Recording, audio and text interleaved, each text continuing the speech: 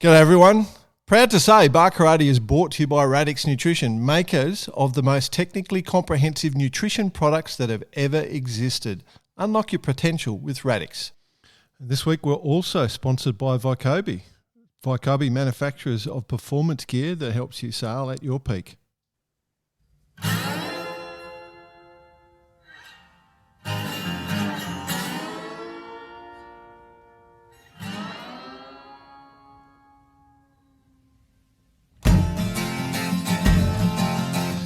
G'day listeners, welcome to Bar Karate, the sailing podcast. My name's Jordan Spencer and it's that time of the week where we get to hang out with some really cool sailors. But of course, I have to share the mic with my two idiot mates. First off, from the UK, Mr. Brett Perry. Greetings, exalted one. Hey bro. G'day world, welcome to everyone. Coming to you from sunny Brentwood here in Essex, London. Sorry I missed last week. I did have a bit of trouble connecting, but obviously a late race and a couple of those little golden beverages kept me asleep and out of action. Fair enough. Well, so we got you in the UK. Let's see where Mr. Bice is. He had a voice that could make a wolverine purr. Nick Bice. Speaking of broken news, I may not be part of this for the whole episode. Coming to you live. Portacervo. Okay. It's going well. He's dropped in and out. All right. So we'll continue on. So Bicey's in Portacervo. BP, we'll just, if you can hear us and you come in, then, we can't at the moment. Anyway, we'll continue. BP, so just a little bit of a feel for the I was going to call it VX1, the Far X2, mate. How'd she go? Oh, look, we've had a great few weeks here. Obviously, there's continual steps forward with a couple of little steps back, but that's what it's about with this sort of project. But I think we're out now on the pace and where we want to be. So we've had a great two races of two full events that we've competed in now. So it's taken a long time to get to this place, but we're stoked.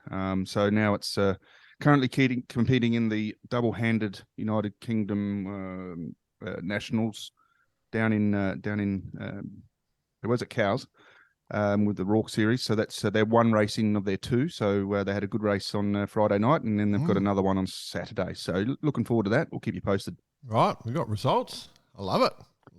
Yeah, we have got some results. Yeah. Yeah. Cool. And some great footage. Cool. All right. Well, I'm sure we'll get on to more of that. Will come up in conversation as we go through the show. Boss, are you there? Oh, I'm back. Yeah, back, boys. What's going on? Yeah. Oh, yeah. No, coming to you live from Portacervo. Happy Father's Day. Good point. Well done for the Southern Hemisphere. Father's Day. Yeah, in the Southern Hemisphere. Yep. Yeah. So never leave a forwarding address, Jordan. Good news for you.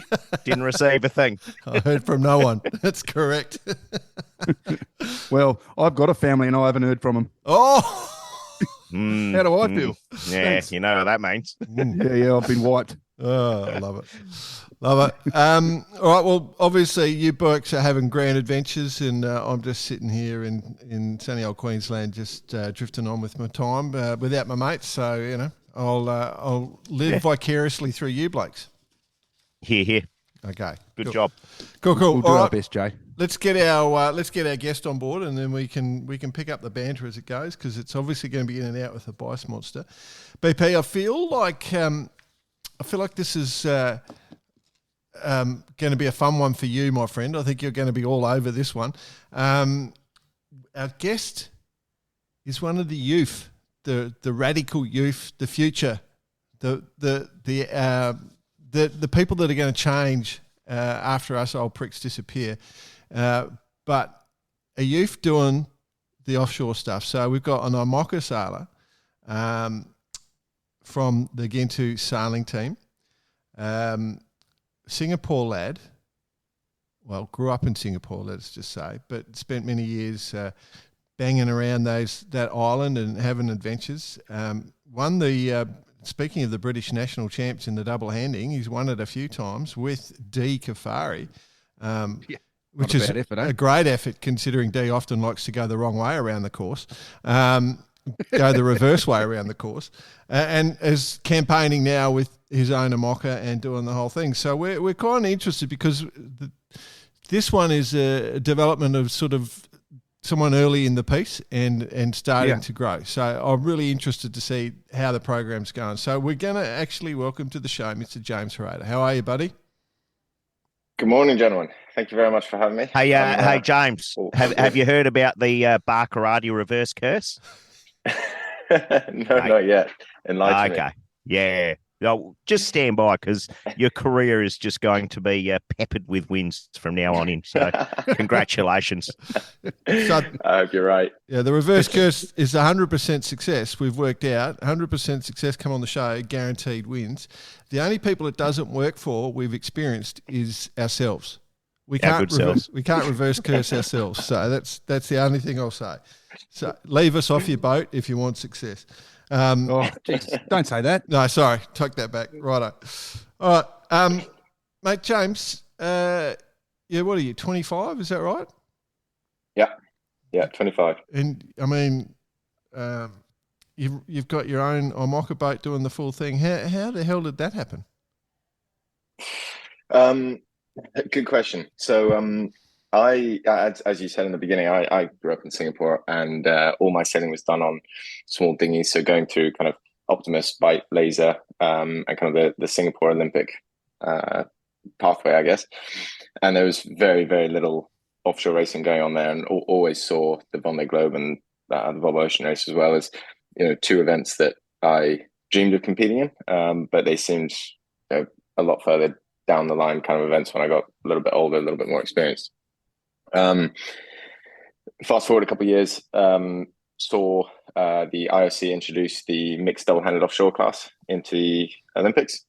So teamed up with Dee, and we had 2 really, really good years together. Had some successes in results, but just thoroughly enjoyed all the sailing and the discipline of racing that was going on. And it was also quite an exciting time in the UK because that was when the class was really kicking off.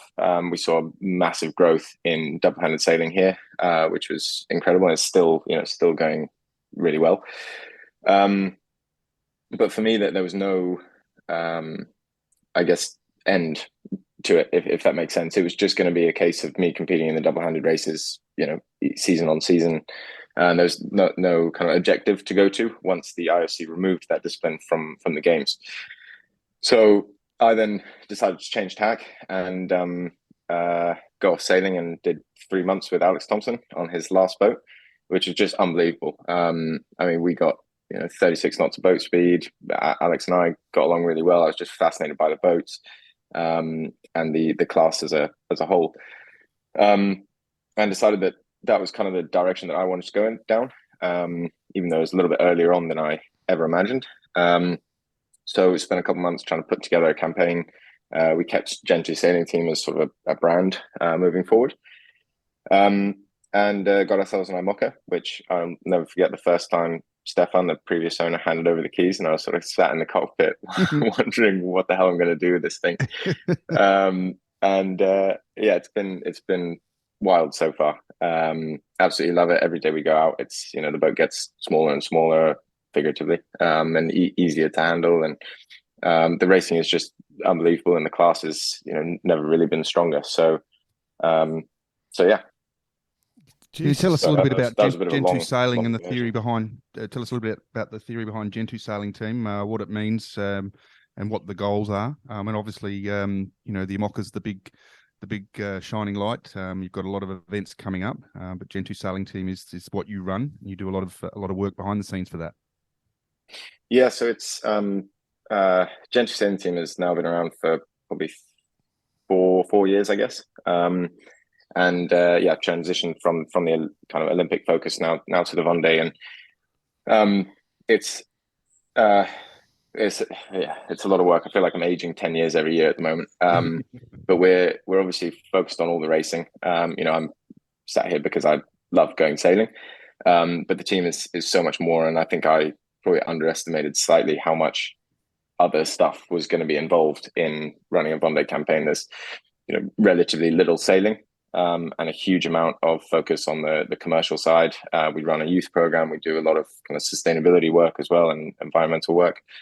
So it's a lot more than just a sailing team, I guess, but all kind of made up of the fact that I just love going out racing and love sailing offshore and love sailing solo because no one else would want to sail with me. Yeah, I hear you, bro.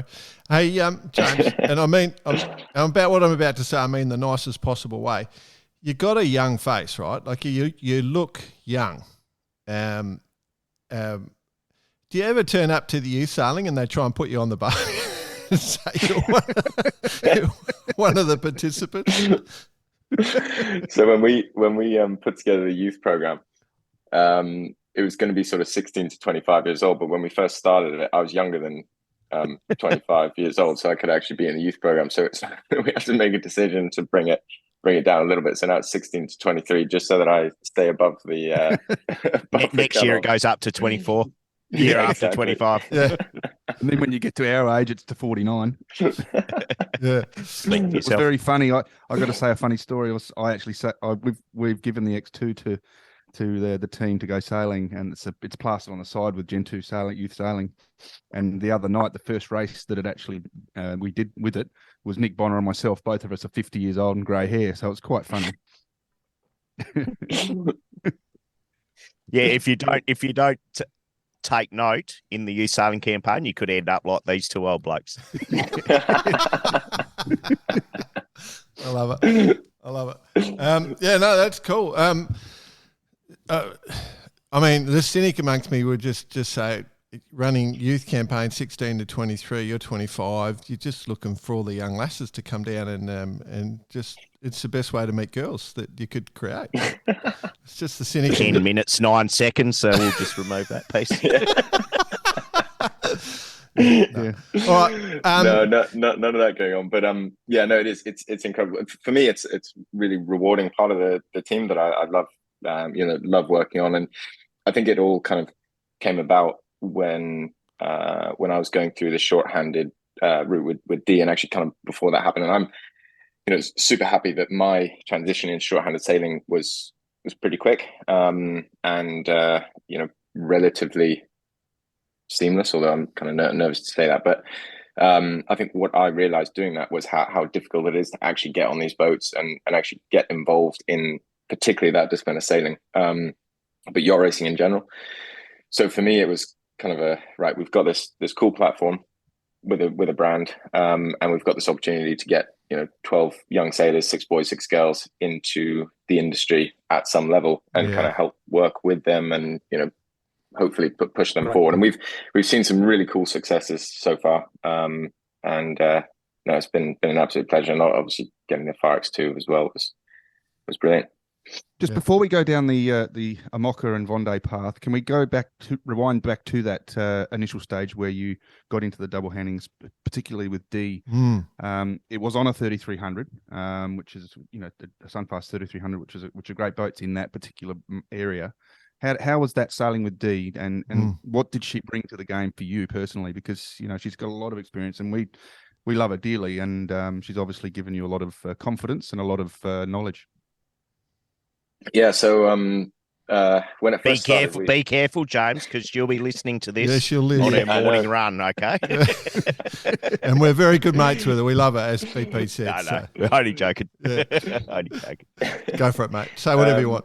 So she well, actually, if we just rewind very quickly back to before I actually teamed up with Dee. So I set up Gentoo before Dee got involved, and knew that was a discipline of sailing that I wanted to go down. However, didn't have a sailing partner. So for the first couple of months during COVID, it was a little bit like speed dating. Every weekend I was going out sailing with someone else, and obviously it had to be a female. So it was quite entertaining actually, and got to sail with some great people. And then I sent Dee an email, kind of bit of a long shot, but Dee, do you want to come out for a bit of sailing? Because I knew she was interested in that class. And as Dee is, super nice and bubbly and supportive, she wrote back and she was like, absolutely, let's go out for a bit of sailing. So we headed out. That was basically the first time that I actually ever met her. I think I might have met her on one or two occasions before, but we went out, and I will never forget the first day. It was absolutely perfect. It was basically a 110 true reach to Nab Tower and back, which for those who don't know, Nab Tower is just kind of outside the Solent. We were cruising along on the 3300. This was in the middle of COVID, so no one else out on the water, no shipping, and we just flew there and back. Had a really, really good time together. Got along very well. I think pretty quickly we realized that Dee's got so much experience, and her kind of way she sails is very different to me. And I think what we realized quite quickly was that we actually our skills sort of complemented each other quite nicely. And we ended up doing our first race together, which was the Dream Cup, which is a 450 mile race in France, and we did really well. This was just literally, we had done 3 weeks sailing on the boat together, and I think we came away with second. We were a couple seconds behind Henry Bombi and Shirley Robertson, who were also running a double-handed campaign. Yep. And most importantly, we just had an absolute blast while we were doing it. It all kind of kicked off from there, and Dee somehow got tied into sailing with me for 2 years. Yeah. Well, she obviously enjoyed it, so it was some pretty exciting times for all. But like I said, she's obviously I guess molded you a little bit to where you are now. What was the biggest thing you took out of it? I think I kind of joke. I'm not sure whether Dee is going to be happy with me saying this, but I kind of joke around that Dee is sort of my mum away from mum. She she's been really instrumental in my sailing, particularly the offshore sailing. And I think what she's taught me, which I still need to get better at, is I get pretty excited when I go out racing, and I'm someone who always wants the right sail up at the right time, and is quite, I'd say, like, energetic, keen to there's breeze over there, right, go over there. Dee is a lot more the long game. Yeah, she's a lot more mature in her sailing.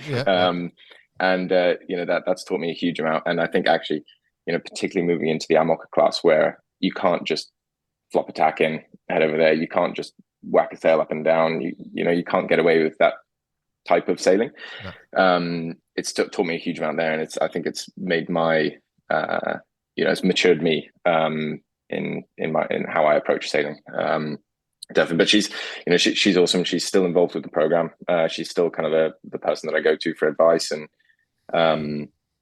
she's a trustee for our youth program still. We have a really good relationship. I wish we could go out sailing more together still. Yeah. Exceedingly professional. I get to work with her a lot, and I always describe our dynamic as she's the school mistress and I'm the naughty student, is sort of the way I feel like. I'm always pushing. Is that why she calls you Little Johnny?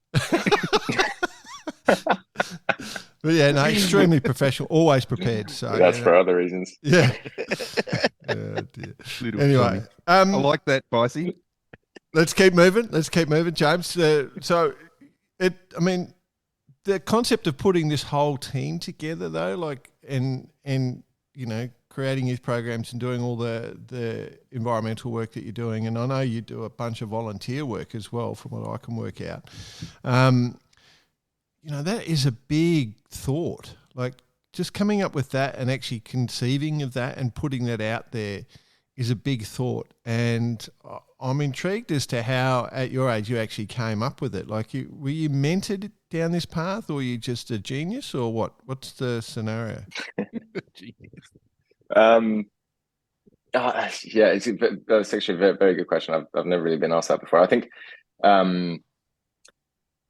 it's all sort of snowballed, I guess. When I first came up with Gentoo Sailing Team, there wasn't a grand plan of, we're going to have a youth program, we're going to do this, we're going to do this, this is what the team's going to look like. It's kind of grown over the last couple of years. I think it's it's kind of a reflection of my passions, I guess. It's led by me, it's driven by me, and I think it reflects that.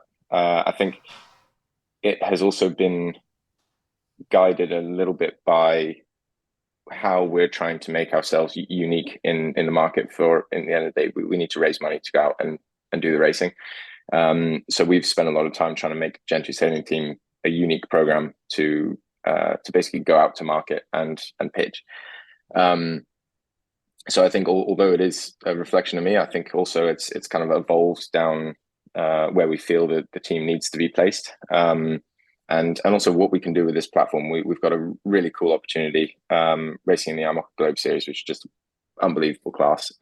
It's gone from strength to strength, and we're out there trying to basically make the best of this platform that we have. And also one of the reasons why I didn't name it, James Harayda Racing or any of that, is because although my name is associated to it, it's hopefully a team that will exist long into the future. And with our youth program as well, I can, maybe do 2 or 3 Vendee cycles and then pass the reins on to someone else and help manage the program, but not necessarily be the skipper or the focal point for it. So it's really cool. It's definitely still evolving.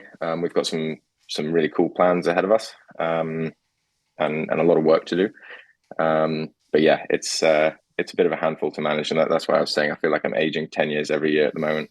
You said 25. I feel like I'm 25 going on 50 now. You'll be right. Still younger than Jordan. What does Gentoo mean?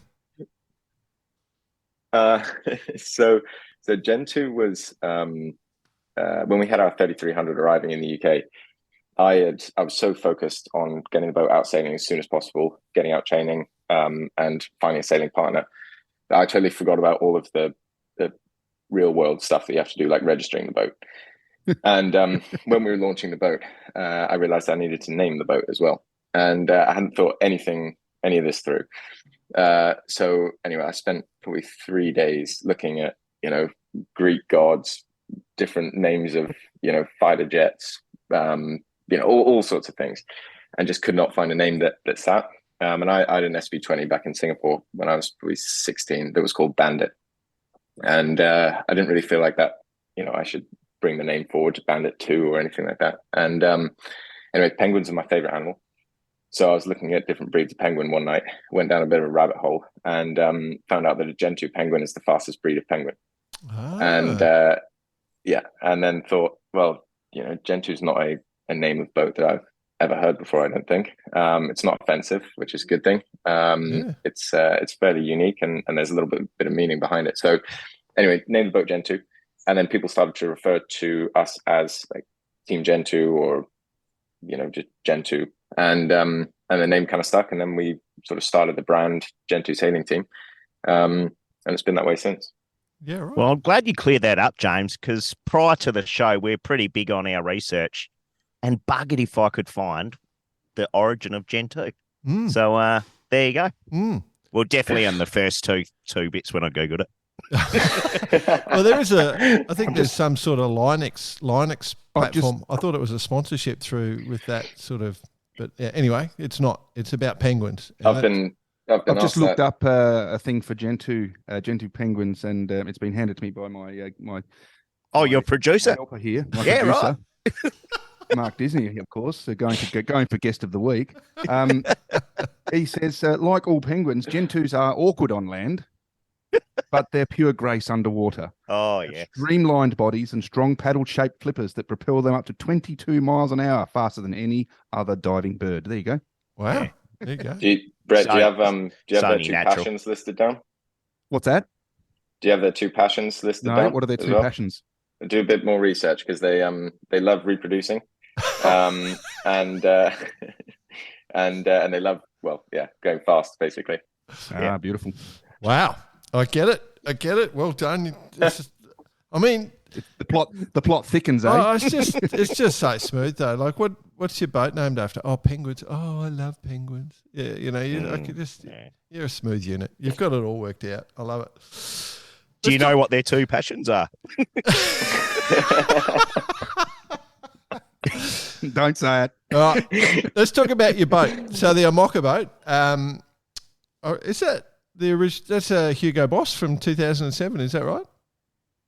Yeah, so Gentoo is actually it was the first IMOCA that Alex's team designed and built themselves. Yeah. So, or not themselves, but so it's Alex's second boat, and it's actually the boat. It's sort of claimed to fame as it's the boat that he used for the keel walk. You almost wouldn't recognize it now.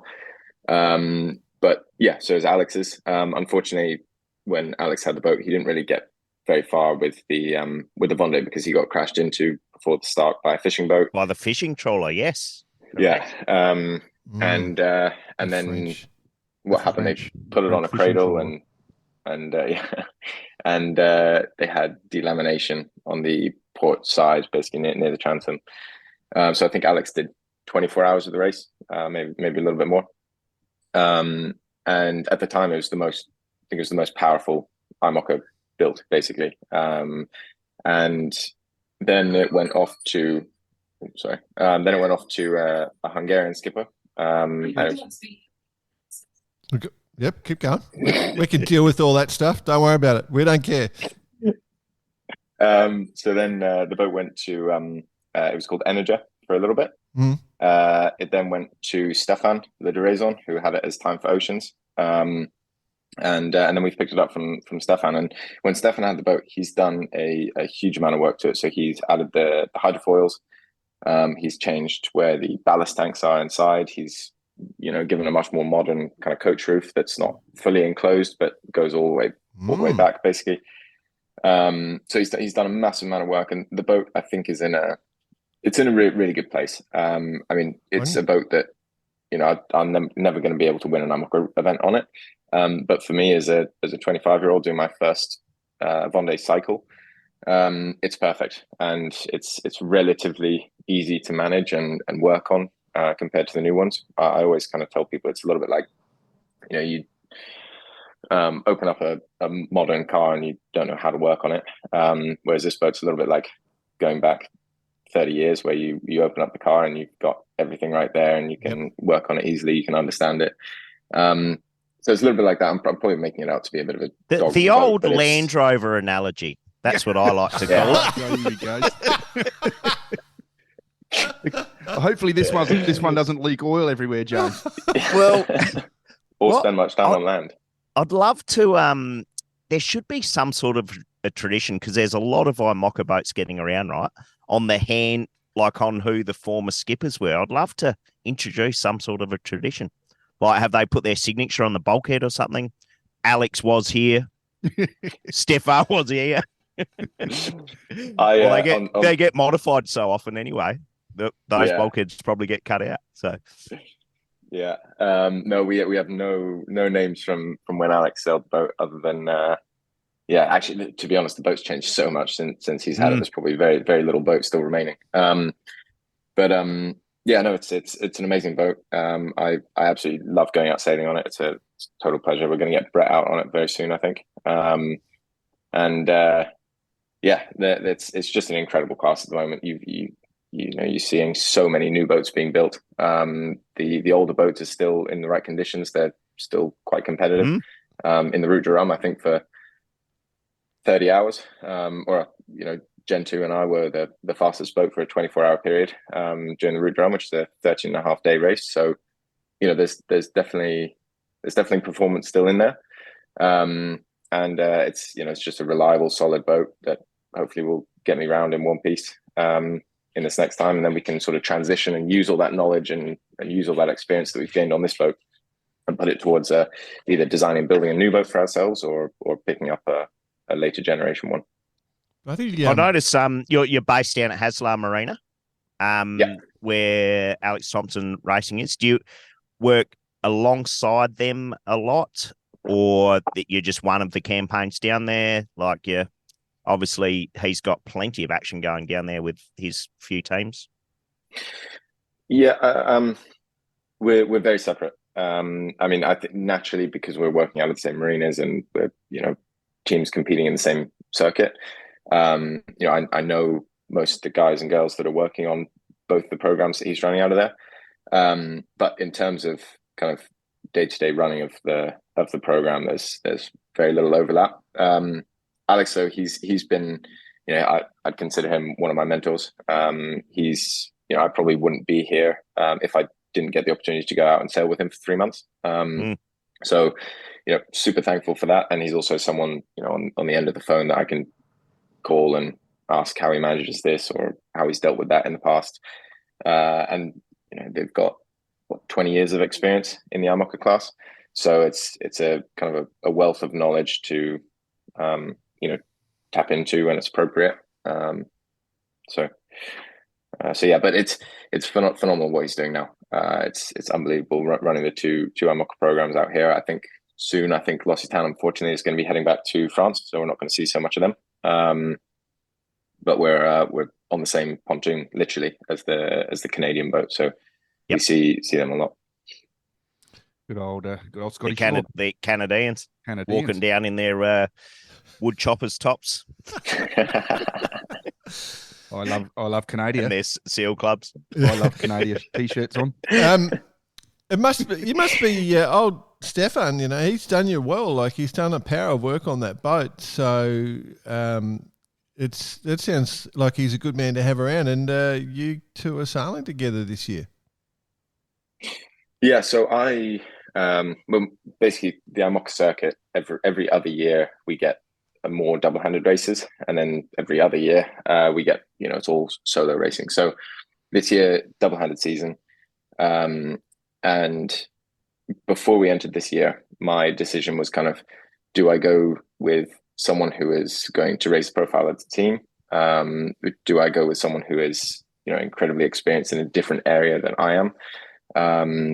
Do I go with someone who is, could be a little bit of a diamond in the rough? So maybe doesn't have so much experience on the IMOCAs, but is, can bring a huge amount of knowledge from other areas of the sport. Or do I go with someone who knows the boat incredibly well? And for me, this next year is the Vendee year. So it's so important that I learn the boat. I learn how to kind of, learn what to look out for. Stefan's had it for 7 years, so he knows what breaks and when. He knows everyone in the IMOCA circuit because he's been in there for so long. He knows exactly what's happened to the boat in the past. So he seemed like a really good fit where he knows how to make the boat perform, but he also knows the boat inside and out. And for me, that was really important. And we get along extremely well. We spent a little bit of time when we were handing over the boat in Lorient actually a couple of years ago. And yeah, he's come aboard and joined us, and we've had a great time so far. There's a little bit of a language barrier at times, but that makes it ask how interesting. Do you parlez-vous the Francais or? No, I wish. I know a little bit. I can get round, but our tongue on board the boat is English, so it's quite funny if we round a mark and I want to go straight. And Stefan also wants to go straight, but we get in this little disagreement for a little bit because he thinks that I want to jive out or something. There's usually a couple of moments of kind of not really knowing what the other person wants. You'll have to get a whiteboard in the cockpit. Do some diagrams. It's funny you say that. We actually have just mounted one. Actually, you could just get the magnetic boats. The little magnetic Musco stickers. I love it. So, but no, it's awesome sailing with him. Yeah, well, obviously you've just done the Fastnet, and you've got, what have we got coming up? The Defiers Mut, that regatta that's coming up. That's this month, isn't it? That'll be this month, and then so we're heading off to that in 12 days. 12 days, yep. Yeah, and then we got the Transat Jacques Vabre in November, which is the main event of the season. You're doing that? Yeah, we'll be there. Perfect. And then we've got Rotoil La Basse after that, which is actually a Vendee qualifier. So okay, it's quite interesting. Our season with the IMOCAs really kicks off in kind of September time. So summer is usually fairly quiet, with the exception of events like Fastnet. But all the big events happen at the end of the year. So all the big transats, and the Defi Azimuth for me is probably one of my favorite IMOCA events. It's 5 days of racing, and the first day is just speed runs. So they set a 1 mile course, and you just do that as quickly as possible. And in good conditions, it's the biggest spectacle on the planet. Obviously, I'm a little bit biased, but you're seeing these boats, some of them fully foiling now, going at 35, 36, 37, 38 knots. It's just unbelievable. Even while you're competing, watching the other boats is incredible. And we do that fully crewed. So it's a great opportunity to take guests out sailing with us, sponsors out sailing with us, potential partners coming out sailing with us. And then once we finish that, we get back to the dock, we have a prize giving, and then it's straight into preparing for the next day, which is a 48-hour double-handed race this year. And then 2024 is a 48-hour solo race. So I'll be racing with Stefan, and then we'll have an onboard reporter with us. And that's basically a little lap around the Bay of Biscay, triangular course.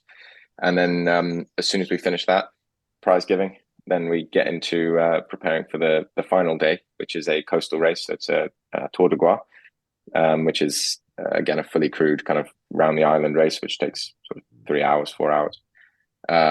So yeah, that's one of my favorite events coming up. And then the big ones, the TJV and then the Rotoir Alabas.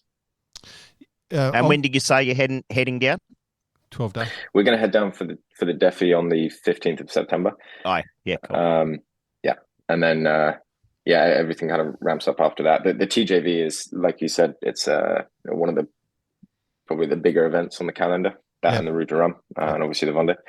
So we've done a huge amount of work for that race, even now, and that's kind of our big focus. And then the Rotoir Alabas is going to be a pretty important one to get across the start line and the finish line. Get your qualification in. Yep. Yeah, exactly. So that's obviously you can qualify in different ways, but that's your path. Is there any fallback if something did go wrong?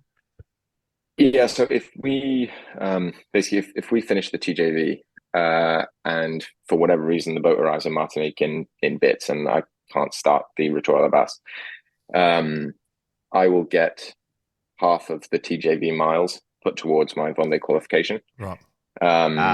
So that's kind of a bit of a safety net. But obviously, you've got to finish the TJV. And then next year we've got 2 transatlantics, which are both qualifiers. And they're both solo. And as on paper, as long as I start one of them and finish one, then we've qualified for the Vendee. So we're in a really good place. I've got quite a lot of confidence in how we've worked it over the last couple of years, and sort of our plan going forward. But there's one thing finishing it, but for me, it's so important that I just get as much time on the boat as possible, as much time racing the boat as possible, and as much time competing against the other boats as possible, because I'm still young, and this is my 2nd year of racing in the boat. So it's still, I feel comfortable with the boat, but it's still fairly new. It's a good chance to get out and build some miles up. On the qualification stuff, what's the there's 40 slots for the Vendee now, right? It's gone up from 30 to 40. Yep. Who misses out? Or is it almost open slather? So basically on paper you need to qualify by starting X number of races miles and stuff. Yeah, exactly. Where it gets tricky is right now there's 47 boats in the IMOCA class that are active or pretty active. No one is doing an IMOCA campaign to not go off and do the Vendee. Yeah. Or at least that's my understanding at the moment. So we've got 47 potential people trying to get 40 spots. And what then it falls back to, if let's say there are 47 people with budget, with a boat, in one piece, trying to get to the start of the Vendee, sort of in October next year, then what it comes down to is how many miles you've done in the Globe Series. And a little brown paper bag to hand over to the guys. No, just jokes. It's actually black paper bag. Yeah. But and there's a bit of Tonya Harding type arrangement going on too. Yeah. No, keep it clean. No. So it is an issue, isn't it? There's seven places that 7 people are going to miss out. Yeah, and I would be surprised if we find ourselves in a position where there are 47 boats able to get to the start line. You've got other teams out there which currently don't have the budget to get through until the end of this year. You've got teams that, well, one boat just fell off its cradle a couple of weeks ago, down in Spain, actually, I think. You will have instances like that coming up in 2024, which stop people from being able to compete naturally. Yeah. So I watch the fishing boats for the non-Frenchies. Yeah, that's right. Just think about that though, guys. Like 47. I know. Boats, I'm sitting here thinking. Footers. I know. And when you start looking at the real sharp end of the fleet, there's a lot of hardware out there. Yeah. Holy shit. Yeah. It's unreal. I am, like, again, a little bit biased, but it is just the most incredible class at the moment, where you have almost 50, 60-foot boiling boats that are racing across oceans. It's just I've got a suggestion. I've got a suggestion how to make them a bit better. Oh yeah. Let's hear it. Oh no, we'll wait. Oh, come on. Oh, is it swap the mast supplier across? Oh shit. Because I hear. Right, let's not get into this. Yeah, let's not do that. Speaking of doing that, you mentioned the onboard reporter. Have you considered Brett Perry as your onboard reporter? Because the man is fluent in English, Spanish, and French with absolutely no accent whatsoever. I know you don't do French, but let's just pretend for the moment. But zero accent. He'd be brilliant. He could do so many languages. Mate, I can barely turn a computer on. And I've Mandarin. also discovered Brett's talent for music and singing. So he'd be a source of entertainment as well. He'd be able to take his guitar. Sing a few songs under the moonlight. I mean, James, like you've sort of, as you said, you started in Singapore, you started racing dinghies, right? You thought, that double-handed Olympic thing, we were into it, we loved it, we wanted it to happen. And now you sort of ended up, with a big 60-foot boat racing across the oceans. Do you like it? Yeah, I absolutely love it. There's a bit of a pause there. That's not because I don't, but I do love it. But it's hard work. I was joking about aging 10 years every year, but it is. Brett's seen it at times. Brett's been staying with me a little bit, and I'll be up from 7:30 in the morning, and I'll work through until midnight, 1 a.m. sometimes. And that's, maybe doesn't happen 5 days a week, but it happens probably 3 or 4 times a week.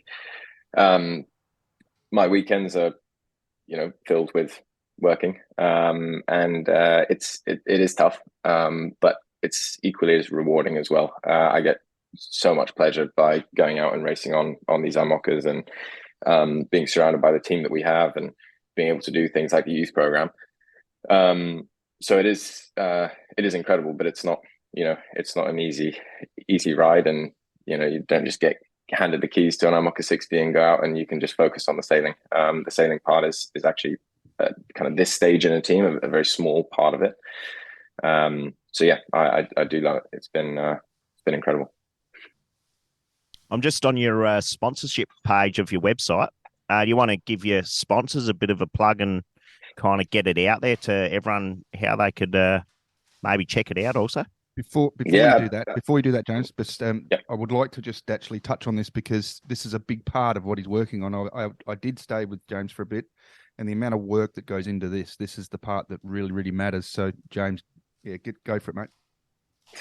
Yeah, well, we've got a group of really amazing partners, some of which have been with Gentoo sailing team from when we were doing double-handed stuff. So I've kind of seen the highs and lows of everything.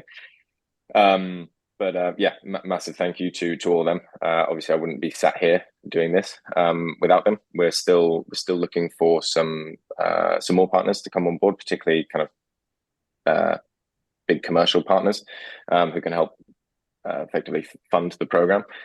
I think we're doing some amazing things as a team. We're quite unique. We're youngest skipper in the class, hopefully youngest skipper in the next Vendee, but also doing all the environmental and youth stuff, and we're passionate about all the data and technology going on. So it's a perfect it's a perfect platform to do any R&D. It's a perfect platform to align your brand. It's a perfect platform to engage with internally within your staff or externally with clients. It's come on board. there's some opportunities there. So gentoosailingteam.co.uk. Check it out. There's the sponsorship bit. There's your core values, the one pager about the team. So yeah, anyone out there who's keen, check it out. Hey, Good stuff. My producer just passed me over the bronze, silver, and gold member things, which you can do as a private person. You can join up the team to support the team, and he's given me the bronze member benefits. The bronze member. Bronze member benefits. Sorry. So I think anyway, you get a membership certificate, a monthly team update, Gentoo pin badge, a Gentoo mug, a Gentoo penguin cuddly toy. Where's my cuddly toy? We've got one on board, actually. Member event invitations and 10% off base camp food. So the general public can get involved here and become a supporter of the project. Is that correct? Yeah, absolutely. And we're trying to encourage people to get behind the team and try and build up this little community of businesses and individuals who are supporting the program. Again, it's such an exciting place to be, and we've had some really great success with getting people on board, bring them out sailing and having a good time. I'd suggest just going straight for the gold member, Bicey. Oh, the gold member, 100%. I knew that was coming. Just waiting for you two idiots to do it. I was sitting there going, well, it's obvious, but I'm not going to do it. It's good, mate. It's I'm sure you'll get from the show, you'll get people jumping on board because the boat looks cool, and there's plenty going on. Like you've got a bit of sailing that's happening. So, and you've got, if people get onto the team early, it's a long ride. They can have a long ride with you for the future, which is going to be one of the important things. So yeah, I think it's cool. I think it's real cool. Give it a crack. Yeah, give it a crack. Is there, I've got a couple of questions here, but first off, when you're looking at the fleet, which boat outside yours do you like the most? We were actually having a chat amongst the team the other day about kind of where we would move forward from this next Vendee cycle. And the big decision is, do you go off and design and build a brand new boat and bear all the, hard work, experience, cost, everything involved in that? Or do we get a existing boat that's new as of sort of 2023 and roll with that, get me on the water on it as quickly as possible and kind of probably be able to push that boat harder than a brand new one, at least for the first year or two. So as part of that discussion, we were talking about the existing boats in the fleet and which ones look the most promising, because also, all these boats are not for sale right now, but you need to start getting your hand in there early because they will disappear as soon as the next Vendee is done. So we were looking at the Arkia Paprec boat. Jon Risham's boat is, it's brand new out the box and is already, I think they were second place in the Fastnet race, or they're right up there. I think it's got kind of everything that I would want on a boat. Jon is incredibly experienced, and he's kind of been there, done that with everything, and so I have no doubt that he's designed that boat in a really good way, not necessarily just from the performance, but also kind of ergonomically how it is, how comfortable it is. They're not very comfortable boats, but all these things, and they do make a massive difference. And there have been boats in the past that might have been quick, but you almost can't live on them. So that's definitely a boat that we'll be keeping our eyes on. I think the new Charal as well is going to be an interesting one to follow. It's pretty different from most of the other new boats that have come out. So yeah, it's there's so much choice at the moment, and I think what makes the IMOCA class so exciting is that there's not a cookie cutter boat which is perfect for the IMOCA Globe Series and the Vendee Globe. So you've got all these different designs coming out, all these different foil shapes, everything, and although the performance in the boats are quite similar, we're still finding massive amounts of performance in some areas with some boats, other areas with other boats. I think the Ocean Race was a perfect display of that. So yeah, it'll be it's really really interesting to keep your eyes out too, and I think how I sail the boat as well makes an impact on the boat that we want, because each individual sails the boat differently, and some boats kind of suit a more aggressive sailor, some boats suit a more kind of set your boat up in a forgiving way type sailor. So yeah, it's a big question. Do you reckon? And this is I haven't sailed this kind of era boat, but the performances actually went over the finish line are quite close, but the difference performance at different angles is a big difference. But the fact is, you can't actually sail at 100% full chat all the time, so that actually evens things up as well. Or am I? Yeah, is that an element? I think what's a really interesting way to look at it is, the average speed in a Vendee is 13, 14 knots or something. It's not anything crazy. So do you build a boat that can get up to 13 knots really quickly, and so can be the first boat to hit that speed, for example, and a boat that will just stay at 14 knots for the entire race? That's a very extreme example that I'm giving, but could that be a really fast direction to go down?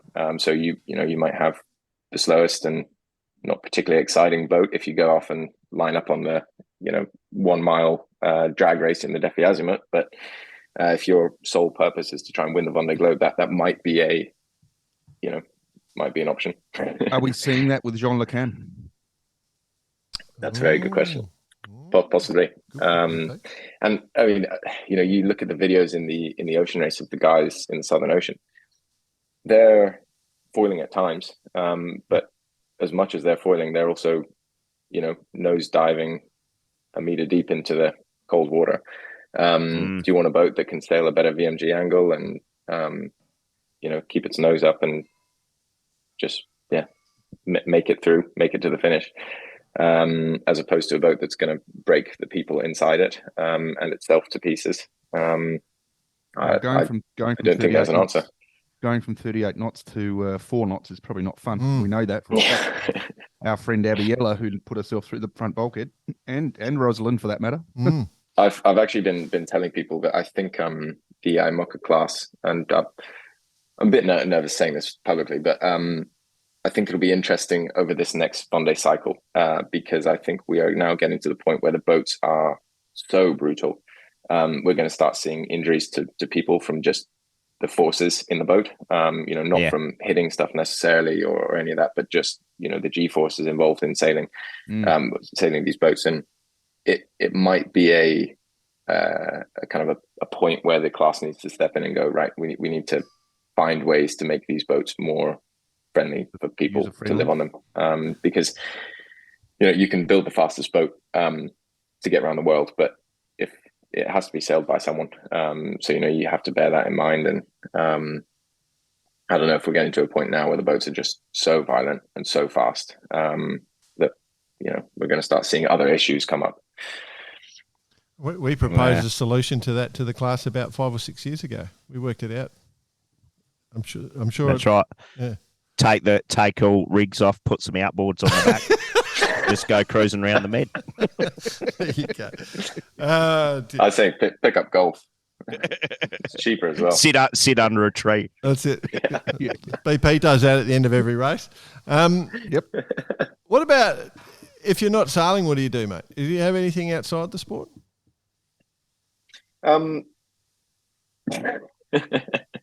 Yeah, I love going and hanging out with friends. I've got a bunch of friends that aren't sailors. So spending a lot of time with them and not talking about sailing is quite nice. I love a bit of paddleboarding. You should join our other podcast about golf. I've dabbled a little bit with golf. Yeah, but yeah, no, just spending time by the water, seeing family. I'm not going to lie. I don't have a huge amount of time outside of Gentoo sailing team. My life is pretty one-dimensional at the moment. Hopefully that'll change. I wouldn't mind picking up more golf. Blow it off. Stick to the sailing. Have more fun. Yeah, stuff that. What I love about non-sailing friends is when you tell them you go sailing, they go, "Oh, I wouldn't mind coming out for a yacht." Can you imagine taking them on your boat, and just Yeah. You just bring the champagne. you'll be fine. Make sure you get the chicken pre-cut because I don't have any knives. Yeah. You can get them cut into 8 these days. You know that. Dear, I love it. Cool. All right, mate. We were sort of out of time, but I just want to ask quickly. How do you see the future going? You'll make the Vendee. You're doing the 24 Vendee, and you've got it. Sort of steps up and up. That's basically the plan, and you're just going to keep going this the long term. Yeah, I think so. Like you said, it's do this 2024 Vendee, take all the experience and learnings from it, and then put that towards a newer boat, or a brand new boat, and try and win the race. My goal is to be the first non-French person to win the race. We've had many people attempt it before, unsuccessfly, and also be the youngest winner of the race as well. So hopefully we can put all that together for 2028. It's a really big goal, and definitely not an easy one, but we've sort of set our sights on that at least, and keep doing what we're doing with the youth program, keep building that every year, keep sailing cool boats as part of it, and keep doing a lot of the environmental stuff as well. So yeah, it's we've got a lot on our hands, and a lot of growing to do, I think, as a team, but you know what I say, just bite off more than you can chew like fuck. No worries. You're certainly doing that, James. You're certainly doing that. Oh, it's great to see. Absolutely, James. It's been great to catch up with you in my time in Hamble, and I'm really, really impressed, and I'm sure that it'll all work out. So, potential sponsors out there. Good luck as the OBR BP. Yeah. We'll do a live cross, eh? Take your recording kit. Right. Watch this space, Bicey. No, but for potential sponsors out there, let's get on board this and give this a crack. I think there's opportunities, and I'm all for it. Good on you, James. Legends. Well, thank you so much for having me. It's been an absolute pleasure. No, absolute eye opener too, James. Best of luck, and we'll be keeping a close eye on it. Awesome. Thank you, guys. I've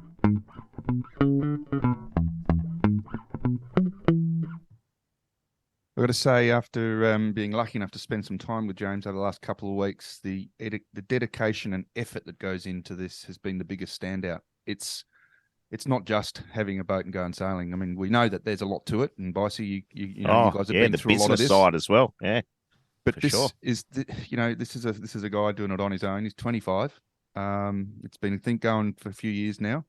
He's starting to realise the dream, but he's also starting to realise how hard it is. So I think we've got to try and get on board with these guys and help them as much as possible. And just wow, what a fantastic, very switched on young man. How old are we? Jeez, yeah, I know. Switched on young man. I thought you were going to say how not switched on are we? Yeah, no, I took it that way too. But both ways, it's good. It's true.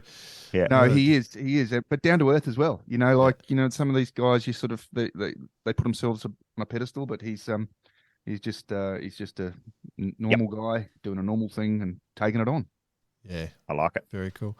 If you're gonna go to sea and do these events, what would be really smart? Like doing these with the Transat Jacques Fabre, you've got to load the boat up, put all the food on, and all the freeze ride gear is obviously our sponsor Radix Nutrition is a perfect match in this situation.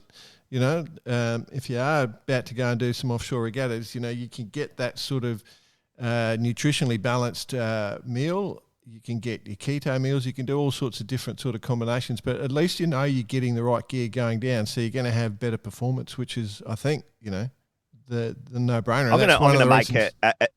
I'm going to make a suggestion for Radix after being in Italy that they do an Italian inspired meal.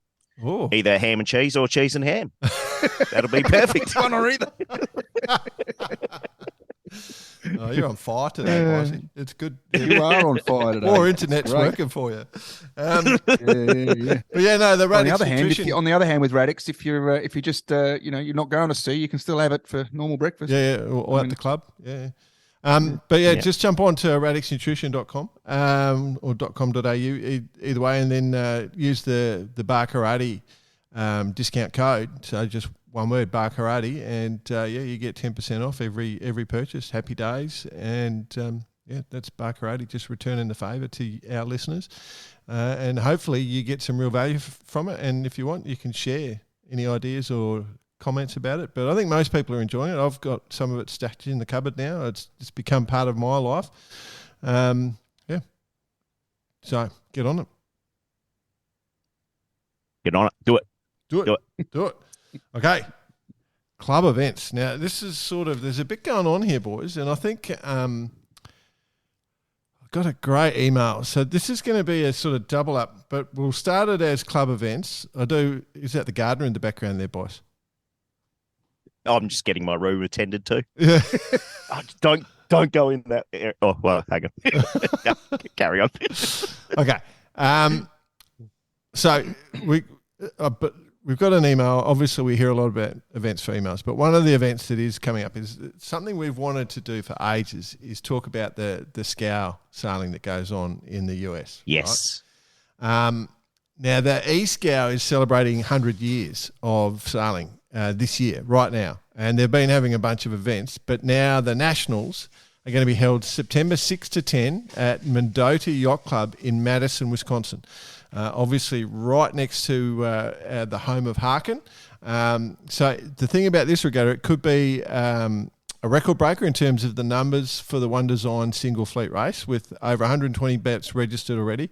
It could go past the 99 e-scow event at Lake Mendota where they had 130 boats racing. But I've been, it's funny we got this email this week because I've been looking at these bloody things on the internet, watching a bit of e-scow stuff on the video, on YouTube, and they're cool. They're super cool. And we really have. They're kind of like a cross between almost a star and a rainbow. Thank you very much. Oh dear, it's endless. It's endless. I love it. Okay.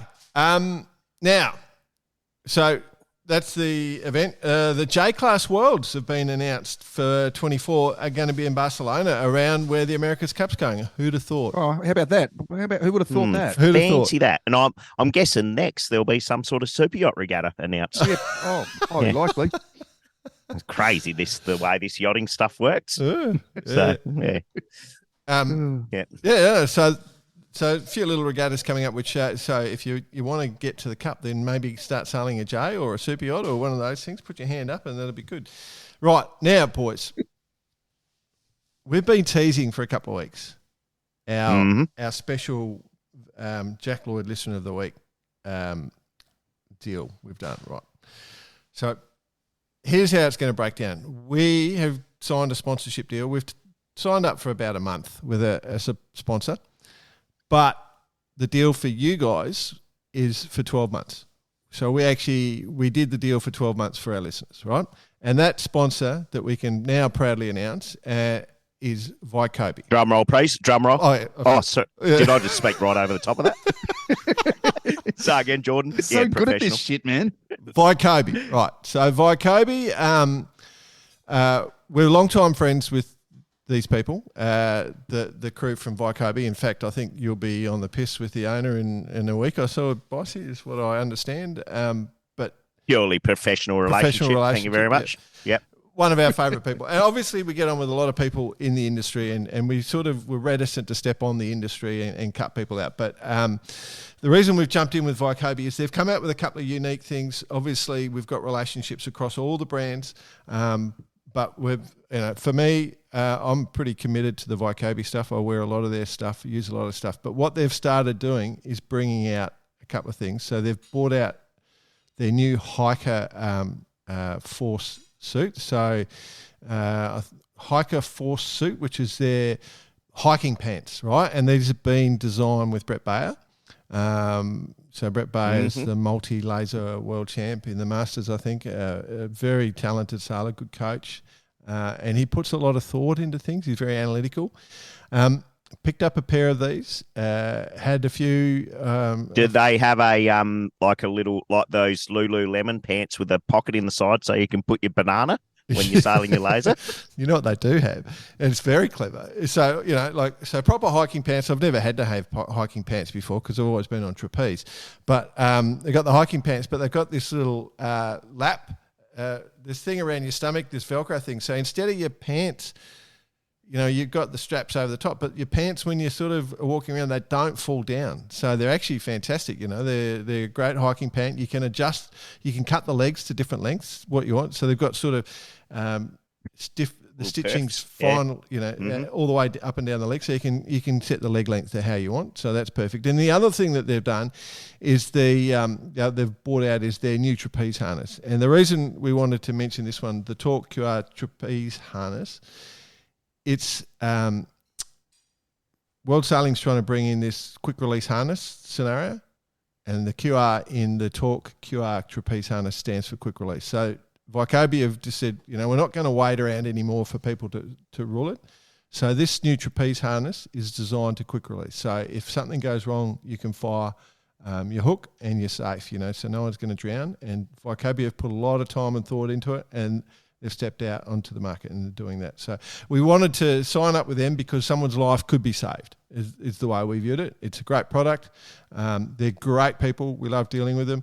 Their sun shirts I wear religiously. They're the most comfortable shirt they've got. They're their performance tech tees they have, just fantastic. I wear them all the time. But they've got a whole range of stuff, all their technical gear. Most people, you and I, Bicey, used them with our paddling, but now, of course, they're actually sailors originally. So they're sailing background, and now they started selling stuff in the paddling world, but now here we are with the full range of sailing gear. So very happy to suggest, if you go to the Vycobia website, VAIKOBI.com, and guess what? You put in Barkarati is the discount code. What? Get out. Yes. Not only do you get discount for the listeners. Yeah. But today's the start of the countdown for. So start of September is the countdown for the award. Every month we'll be giving away a listener of the week, $200 voucher. But if you want, you can get a discount as well. So the listeners are just going well. The girls out the back are going to be busy bloody going through all the emails. Yes. Busy. Yeah, no, it's good. So anyway, there you go. Just thought I'd mention that. And the reason I wanted to bring that in before is because we're going to call it the Vycobia Jack Lloyd Listener of the Week. I hope Jack doesn't mind. He'd get on quite well with Pat. In fact, I think he knows Pat quite well, actually. Correct, Mundo. Yeah. Jack Lloyd and Pat Langley, they do know each other. So, Jack would be very happy with this. And big shout out to Pat for helping make this happen. And I look forward to getting on the piss, having a professional chat with you in the next couple of weeks. Okay. Right. So we got this great email from a bloke called Bill Goggins. For those who don't know, he's the CEO of Harken. I actually got an email from Alistair Murray this week as well. So both of the boys. How about that? Yeah. They run in tandems, don't they? They do. We get on great. So Bill's a fantastic bloke as well. I hope this note finds you guys well. We've had an epic summer in the US Inland Lake Sailing World this year. We've been celebrating the 100th anniversary of the E-Scow class, so back to that regatta. And things culminate next week in the Madison, Wisconsin, the original birthplace of Harken, where over 120 boats will line up together to celebrate. Plenty to share post-regatta, but it should be a blast. There's a little bit of a piece that was published this week, and the global community of Barkaratians needs to know. Oh, he's thrown that back at us. But anyway, so Bill, I really appreciate you reaching out and sharing that. We're mad for it, mate. And we'll be looking forward to some more stories. Anything you boys want to say?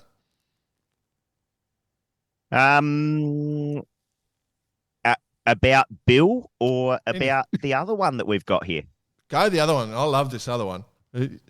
So we've got one here from Mike Khalil, who sent us, we've had quite a few comms from him over the past. Mike's a great man. He's doing good. In regards to the world's highest yacht club, I think it is. Specifically the Dillon Yacht Club. Yeah. Is that correct? Yeah, from memory.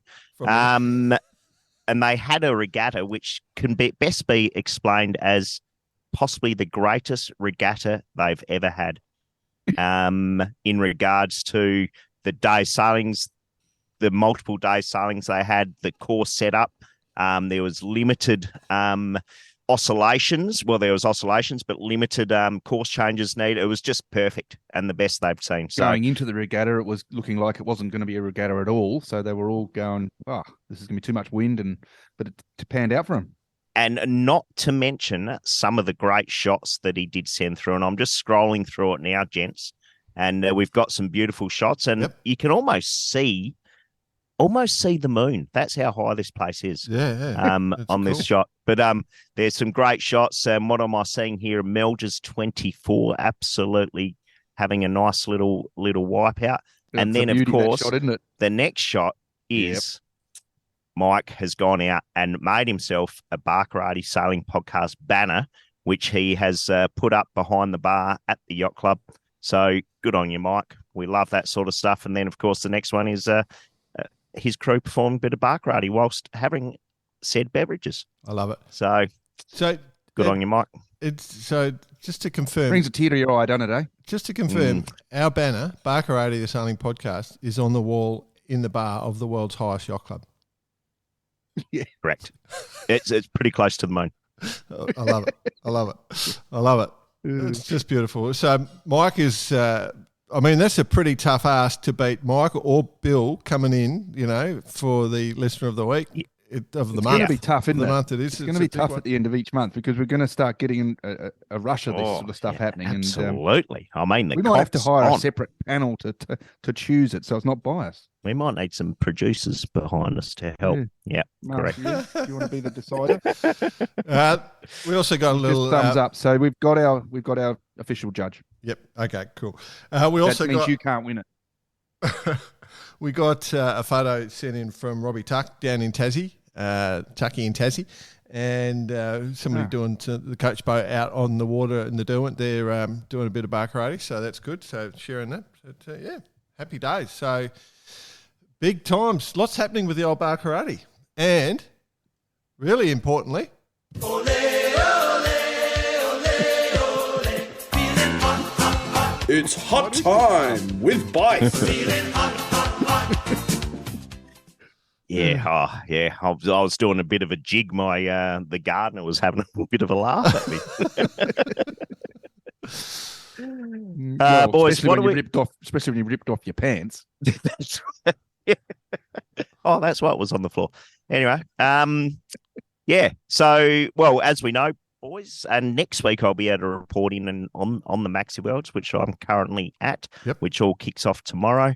And I've got to say, great amount of teams here.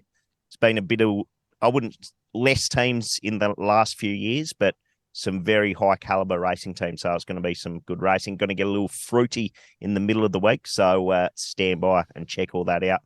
The 69F Women's Foiling Gold Cup being held in Lake Garda.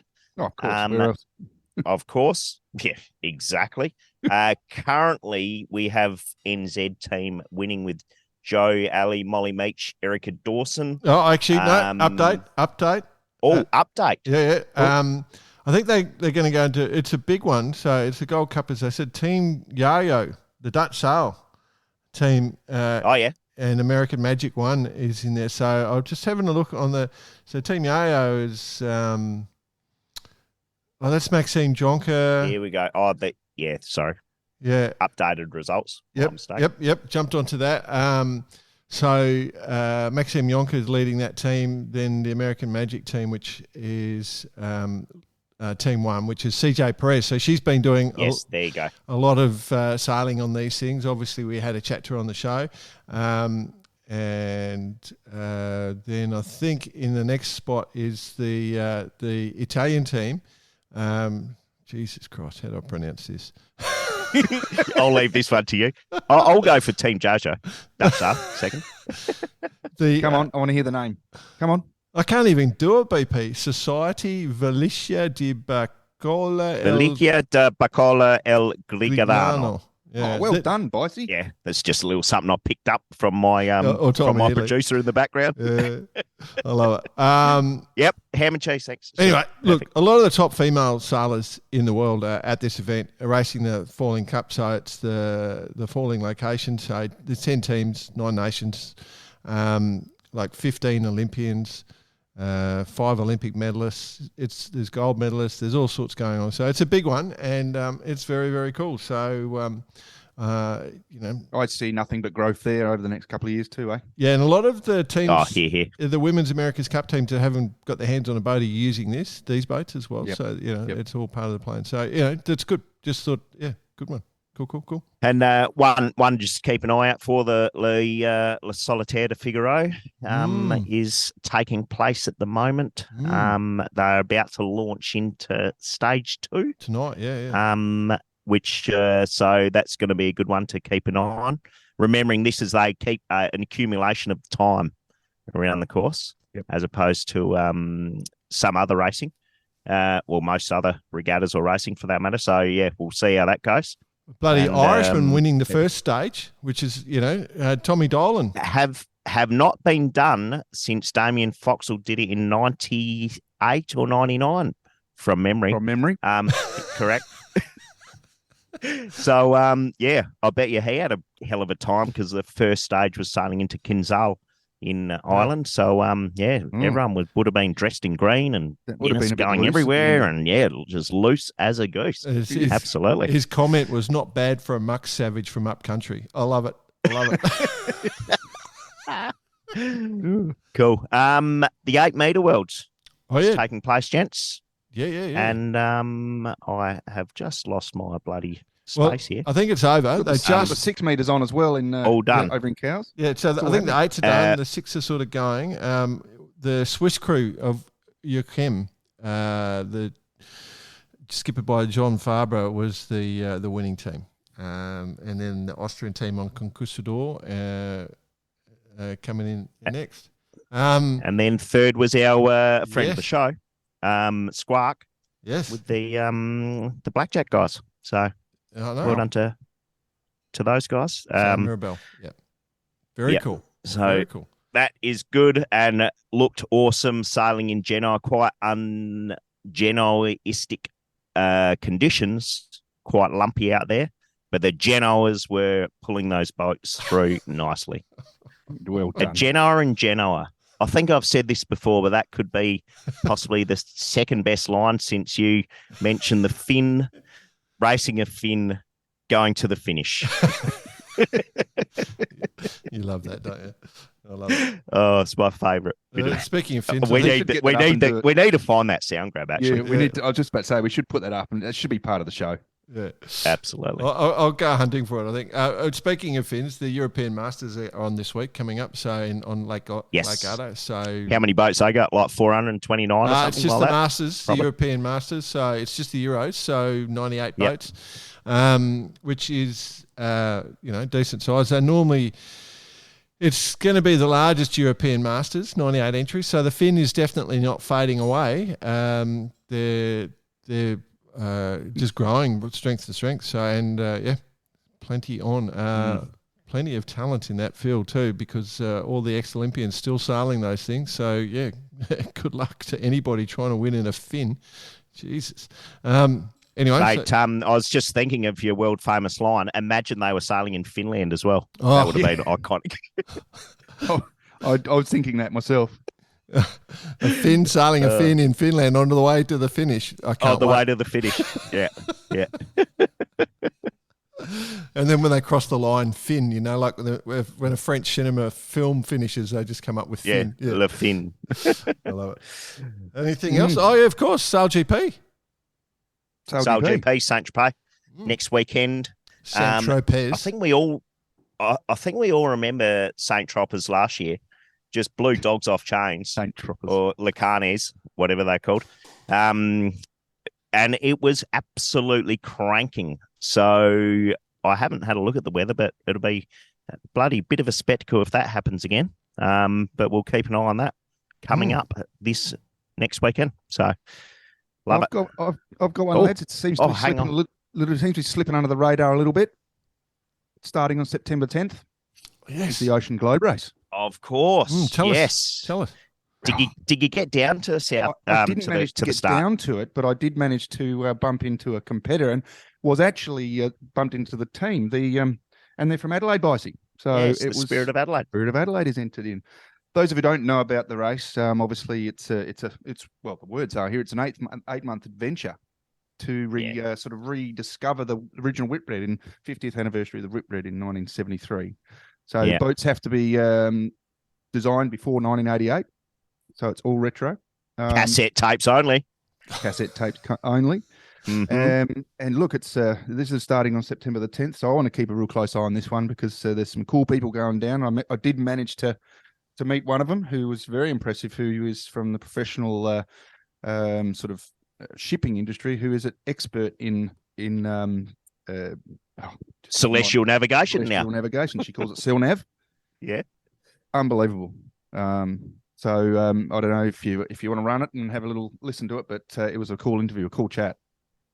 But one thing we'll definitely do, we'll be getting Don McIntyre on the show to talk us through once the race has kind of got at least a couple of weeks down the track, and then just to rejuvenate that conversation we had with him about 18 months ago. Cool. All right, I'll throw this bit of audio up for you, BP. Yeah, absolutely. Go for it. Hey, Jay, Bicey, man, life is so cool, and the people you meet is pretty amazing when you wander around this beautiful planet of ours. I've bumped into an absolute legend, India Syms. India Syms is about to go off on the Golden Globe. The Ocean Globe race. The Ocean Globe race, sorry. Run by the same organiser though, Don McIntyre. A similar setup. So the Ocean Globe race is a retro race in spirit of the original Whitbread races. So it's the 50th anniversary of the first ever Whitbread race, which is very cool. We're sailing it in the same retro style. So Bicey, I'm here. As you know, we are great fans of Don. We know Don. We've grown up with Don. And here I am in a little house in Hamble, and this beautiful person just wanders in and says, I'm doing the Ocean Globe race and blah, blah, blah. And I wanted to bring this on because I want to talk a little bit about it, and I want to talk a little bit about how she has found herself in this position. So, India, could you please tell me, first of all, you're with Team Adelaide. Yeah, Spirit Adelaide. yeah, which has blown me away. But first of all, why? Why? Well, so I sailed a little bit as a kid, and actually at school I was going to go off and do something completely different. I was going to go down the film route into the film industry, but left school and got qualified as a dinghy sailing instructor and absolutely fell in love. And it really was just spending more and more time on the water that made me choose a career going down to the maritime industry. So I've actually just finished a 3-year-long merchant navy cadetship and spent hours, and I mean hours, studying celestial navigation. Most of the time thinking, why am I doing this? We don't use CellNav anymore. Most ships don't have sextants anymore, let alone, well, paper charts are going out of fashion now too, which is a little bit scary. And then I stumbled across this race, which I thought was a perfect opportunity to put all of my CellNav to the test. And so here I am. And So what you're telling me is you actually use a sextant. You know how to use a sextant, and you know how to open that big bloody book of fucking numbers up. Yeah, the Nautical Almanac's my Bible. And if I get a position that's greater than 5 miles away, then I'm not happy.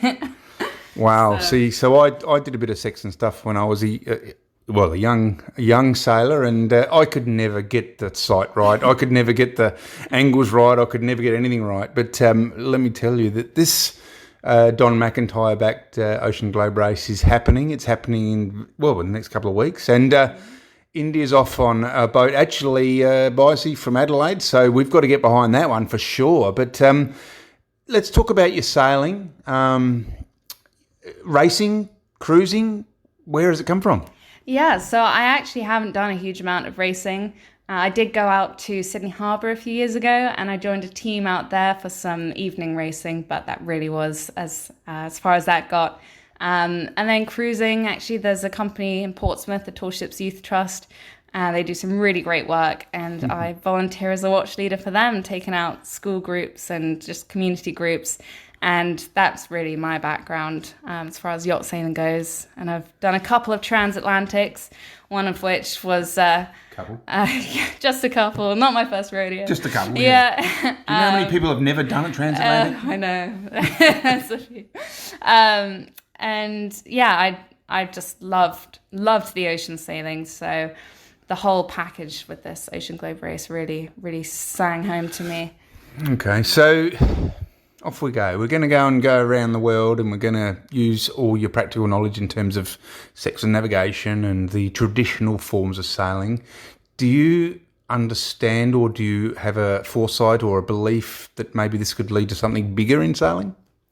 I'm hoping it does. I'm not sure what's out there for me just yet. There's a lot that I want to do, and even going back to the shipping. I'm newly qualified deck officer, so I'd like to go back and do some big ship stuff. But in terms of racing, I definitely am hoping this opens a few doors. Maybe in a less of the retro style, but even. I do love sailing the old boats, so there could be another route there, maybe looking at Clipper. We shall see. Watch the space. Well, it's one of those things that once you get your foot in the door, you find opportunities, you find various pathways, because what we are at Barcarade is all about pathways, and this is an amazing pathway for me because I've bumped into you just out of the blue. Yeah. And well, I'm super excited for you. What do you expect, really? I mean, you go now. I've been to the Southern Ocean. I told you a story last night, but I've been to the Southern Ocean. What do you expect about this race? I expect that it's going to push me in more ways than I can even imagine. I know I already have my little nerves. They're not huge just yet, but I have my reservations about certain things, and I know that it's going to just be exceeded on every level. So it's really just making sure that I'm mentally preparing myself to be not necessarily shocked, but just have my eyes opened. I've not sailed the Southern Ocean before, and I know that's going to be a tough one. Well, it seems to me like you've got a bit of a knowledge about how things go, weather, moons, tides, airflow, all that stuff. Does that come into consideration? Oh yeah, absolutely. That really does come into consideration, and also knowing how the boat handles in those different conditions and how we fare against other boats in the race as well. I think that's massively going to play into our tactical decisions. But in terms of the weather, obviously we're going back to the roots, going back to the weather facts and MFHF radio and Navtex and all of that. So no, I'm looking forward to it, and it's a little bit nerve-wracking to step out of the comfort zone. Modern comforts. So are the sextant calls going to be a big part of this race? We are completely reliant on the sextant and on our chart work, and I am on board predominantly for the celestial navigation. So we have got a couple of other guys on the team that can do sail nav, but it very much is being left to me, which is a big responsibility, but I'm very, very much excited for it. Yeah. And what about the weather? Weather. I did make a comment last night when we were sitting here talking and about the weather facts. There's just a big lump of black ink. It's more about the clouds. It's more about it actually becomes a feeling after a while when you're out there in the Southern Ocean. You can actually feel the pressure drop. You can feel the pressure rise. You can see the clouds. You can see the different situations. Are you experienced, or is there people on board that have that ability to understand what's going on, to look around and go, yep, we've got something coming in 2 days? Yeah, we do have some really great experience on board, and Rinza the mate is absolute gold dust. He's fantastic with doing little diagrams and predicting, seeing what we have now and predicting what we're going to get in the coming hours, coming days. So we're very grateful to have Rinza on board, and it's everything that I've studied over the past few years, and I've seen a little bit on ship, but obviously I've had Vendee and I've had all of the other sites to just be my backup, whereas now that's all stripped away. So I'm going to be really pushing myself and going off of Rinza as well. Okay, so we're not going to rely on the weather facts because that's a big black blob of ink. India, well, I can't say much more than just I wish you luck. But more importantly, just every day out there is a fantastic day, and especially in the deep Southern Ocean. The deep Southern Ocean is something special and not a lot of people get to experience. And I just hope that, you can get a real handle on what's going on around you.